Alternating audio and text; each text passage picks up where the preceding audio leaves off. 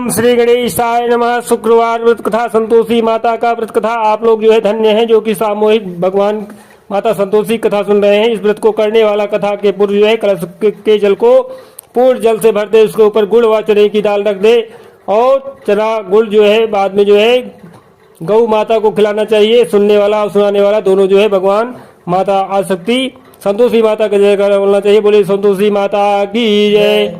उसके बाद जो है सभी बच्चों को बुला लेना चाहिए। घर परिवार में अगर बच्चे हैं, बाहरी बच्चों को बुलाने की कोई आवश्यकता नहीं है, लेकिन अगर घर में बच्चे ना मिलें तो ब्राह्मण अथवा पास पड़ोस के लड़कों को बुला करके भोजन कराना चाहिए और 8 लड़कों को भोजन कराना चाहिए और किसी भी बच्चे को कोई खटाई वाला बस नहीं देना चाहिए। इस प्रकार से जो है माता भावनाओं की भूखी हैं। आप लोग प्रेम पूर्वक जो है शुक्रवार व्रत कथा संतोषी माता कथा सुनिए। बोली संतोषी माता की जय। एक समय की बात है कि एक नगर में एक कायस्थ ब्राह्मण और वैश्य जात के तीनों लड़के रहा करते थे और उस तीनों में मित्रता बहुत ज्यादा था।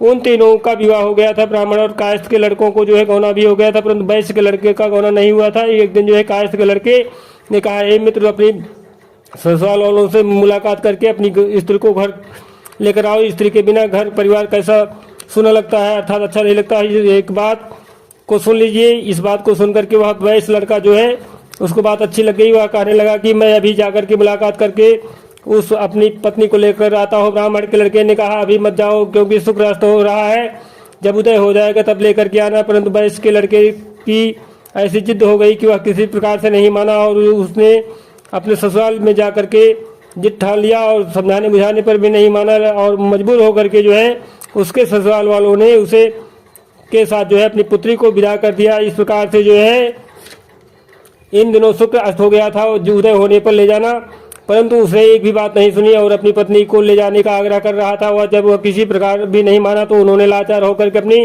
पुत्री को विदा कर दिया है। वैसे पुत्र जो है पत्नी को एक रथ में बैठा कर अपने घर को लेकर चल पड़ा। दूसरी थोड़ी दूर जाने के बाद जो है रास्ते में उसके रथ का पहिया टूट कर गिर गया और बैल का पैर टूट गया। उसकी पत्नी भी गिर पड़ी और घायल हो गई। जब आगे चले तो रास्ते में डाकू मिले। उसके पास जो धन वस्त्र और आभूषण था वह सब उन्होंने छीन लिया।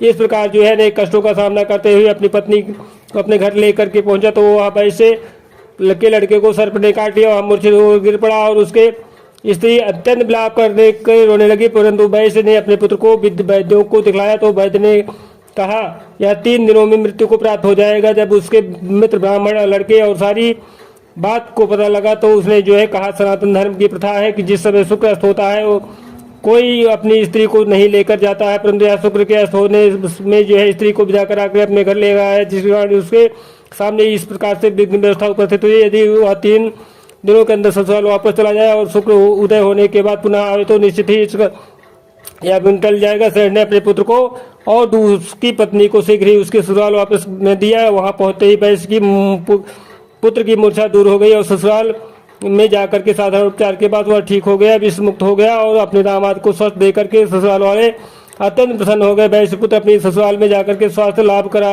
करता रहा। जब शुक्र उदय हो गया तब हर्षपूर्वक प्रसन्नतापूर्वक उसकी ससुराल वालों ने उसको अपनी पुत्री के साथ विदा कर दिया। इसके पश्चात पति पत्नी दोनों घर में आकर के आनंद के साथ रहने लगे। इस व्रत के प्रभाव से जो है अनेक प्रकार की विघ्न बाधाएं दूर हो जाती हैं।